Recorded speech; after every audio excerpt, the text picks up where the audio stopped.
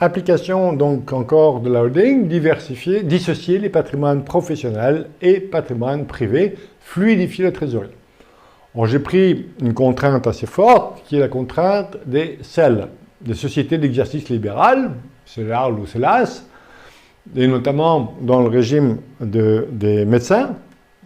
Bien, un médecin, mais c'est applicable également pour les experts comptables. Alors, pour les avocats, la condition est plus draconienne, mais pour les sociétés d'exercice libéral de médecins, les professionnels de la santé, les tiers non exerçants, mais même les tiers non professionnels, peuvent détenir 25% du capital de la société d'exploitation.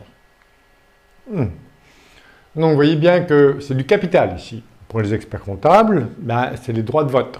Et vous voyez qu'on peut faire application de transmission de cabinet d'expertise comptable en levant la contrainte, en transformant la SARL en SAS, tant pis pour le régime TNS, sauf l'application du L 228.13 du Code de commerce, les actions de préférence de groupe, et bénéficier du pacte du Treil sur le cabinet d'expertise comptable.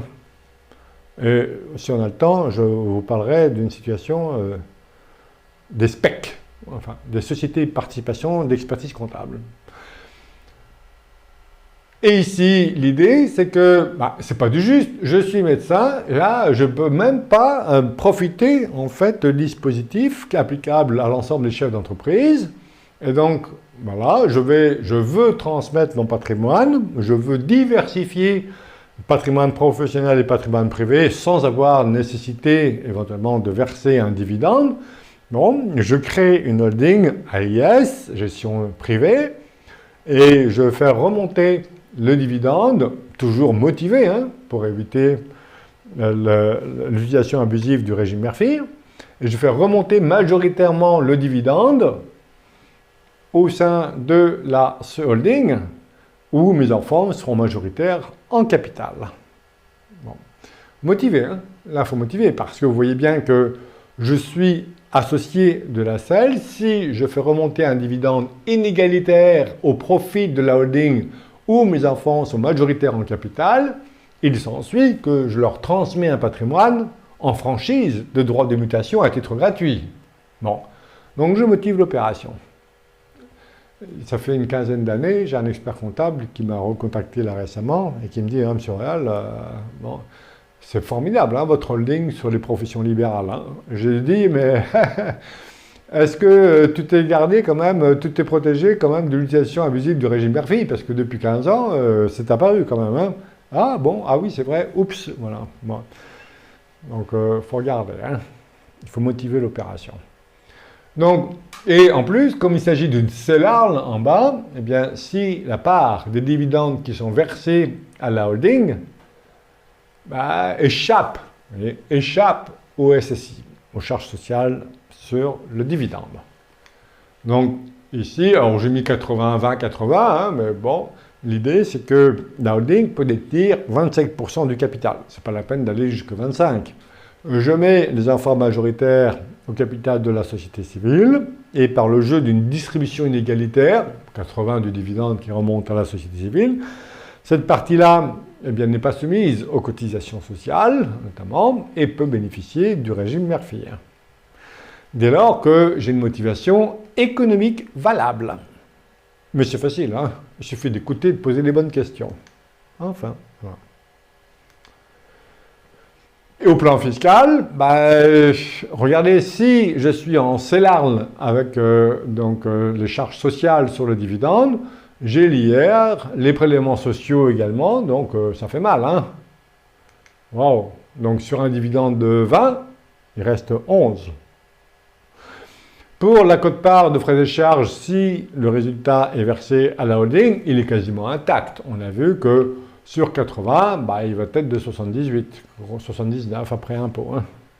Mais je n'ai fait que retarder la fiscalité. Mais voilà, je vais faire le lien ensuite avec le patrimoine privé. Bon, si j'ai un enfant, notamment repreneur, qui veut exercer une activité professionnelle, opérationnelle, la société civile à l'IS va permettre de financer l'acquisition de la société opérationnelle au profit de l'enfant repreneur d'une activité, vous voyez. Alors, je fluidifie la trésorerie entre patrimoine professionnel et patrimoine privé. Au départ, ça peut être l'inverse. Mais en tout cas, je motive toujours les opérations pour toujours avoir une motivation économique valable qui l'emporte sur les considérations fiscales. Hein. Donc, voilà. Toujours interroger, vous voyez, l'arbre, vous voyez, d'où, et je parle de l'arbre généalogique, hein, tout ça. Hein. Donc, vous avez vu, hein, lundi. Hein. Bon, et donc, que font les enfants? À quoi se destinent-ils? Si j'ai un enfant de 18 ans qui veut absolument acquérir une entreprise, ben je marque tout ça. Hein. Voilà. Si ça ne se fait pas, c'est pas grave. Mais ma motivation au moment du schéma, c'est pour ça que j'ai beaucoup de retard avec mes clients. Mais bon, mais vous voyez que je raconte à chaque fois, j'écris des livres, quoi.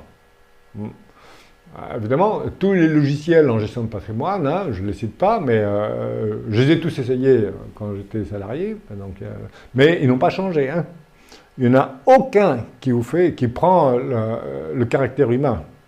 Mais si je demande toujours les enfants, alors, je ne demande pas s'ils ont 2 ans ou 4 ans, mais ils ont 16, 17 ans, vers quoi ils vont. Hein. Voilà, j'écris, tiens, j'ai un profil repreneur d'entreprise, la société civile va permettre de financer l'acquisition d'une entreprise pour qu'il puisse développer son patrimoine professionnel. Et toc.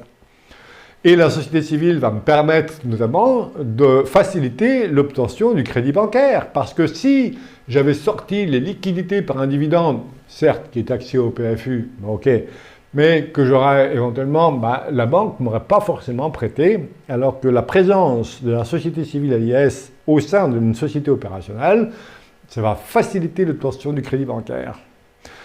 Parce que la banque, encore une motivation économique, vous voyez, j'ai pas un catalogue, mais bon, ça me vient maintenant, hein, bon, mais la société civile qui va donner sa caution auprès de l'établissement bancaire. Donc, il est bien normal, puisqu'elle a donné son caution, c'est elle qui prend le risque. Il est normal que le risque soit rémunéré, et donc qu'elle prélève éventuellement, qu'elle soit rémunérée notamment par une distribution inégalitaire de dividendes, par exemple.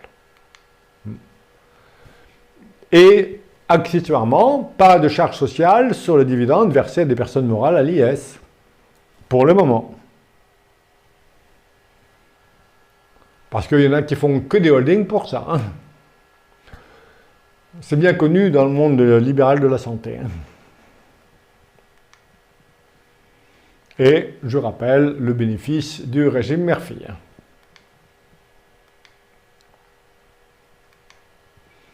Montage du régime Murphy avec les risques fiscaux de l'utilisation abusive du régime Murphy. Donc un montage non authentique, sans justification économique, et qui a pour objectif principal d'obtenir un avantage fiscal. Je veux dire, avec ma façon de procéder, j'ai pas de concurrent. Hein. J'ai pas de concurrent. Parce que personne ne s'appelle Henri Royal. Donc j'exerce mon métier comme je suis. Vous voyez, c'est à quoi je vous invite. Et plus vous vous intéresserez à la personne, plus les motivations économiques vont venir. Ça, c'est sûr. Donc, puis c'est un autre métier, quoi. Ça me plaît. Et voilà, les motivations économiques, les motivations humaines doivent l'emporter toujours sur les considérations fiscales. Et on a vu que le régime anti-abus ne pouvait pas s'appliquer également pour les sociétés de structure patrimoniale. On peut prévoir une répartition inégalitaire de dividendes. On a vu que certes, les enfants ne peuvent détenir, ou la holding ne peut détenir que 25% du capital de la société. Il n'y a pas de nécessité d'aller jusqu'à 25%, puisque on peut, par le jeu d'une distribution inégalitaire applicable à la CELARL, il vaut mieux l'avoir prévu dans les statuts. Parce que si vous décidez d'une répartition différente de celle des statuts, selon l'administration fiscale, il faut passer une convention conclue à l'unanimité avant la clôture de l'exercice. Si vous mettez les règles statutaires, et on a vu comment rédiger la clause d'une distribution inégalitaire de dividendes, ben, c'est statutaire, vous n'avez pas à déposer la convention à l'administration fiscale avant la clôture de l'exercice. Je rappelle très souvent dans mes statuts que selon la loi, Code de civil, Code du commerce également, pour le boni de liquidation également, la possibilité est de prévoir la répartition inégalitaire du résultat. Pourquoi je fais ça? Parce que j'ai une jurisprudence très abondante qui confirme le fait qu'on puisse procéder à des distributions inégalitaires de dividendes, mais s'il y a une jurisprudence abondante, c'est bien que quelqu'un a attaqué ces distributions. Et devinez qui? Voilà. Et je rappelle l'interdiction de la clause léonine. La clause. Bon, chez moi, c'est jamais noir, c'est jamais blanc, c'est toujours gris. Gris clair ou gris foncé. Et donc voici la jurisprudence, une partie de la jurisprudence qui consacre la possibilité de distribuer un dividende inégalitaire. On a vu hier qu'une distribution inégalitaire de dividendes faite dans l'objectif de transmettre un patrimoine en franchise d'imposition, bien, il risque la procédure de l'abus de droit fiscal.